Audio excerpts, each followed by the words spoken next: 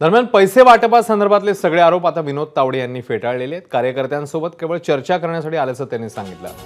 तर भाजप नेत्यांनीच तावडे पैसे घेऊन येत आहेत अशी टीप दिली असा दावा हितेंद्र ठाकूर यांनी केलेला।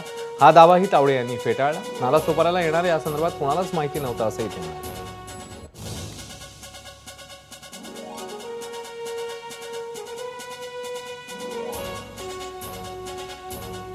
भाजपच्याच नेत्यांनी सांगितलं का असं 5 कोटी घेऊन वाटप करण्याकरता आल्यात।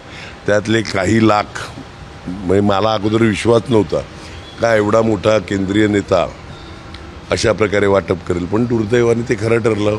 आज हॉटेलमध्ये पैसे पकडले गेल्या, डायऱ्या पकडल्या गेल्या, लॅपटॉप पकडले गेले, तिकडे डायऱ्यांवर नावं लिहिलेली आहेत। त्यांना कोणाला किती के म्हणजे 1000, 300 के, 400 के, म्हणजे 3 लाख 4 लाख असं एकेका कार्यकर्त्याला दिलाय। ते डायरीमध्ये नोंद आहे।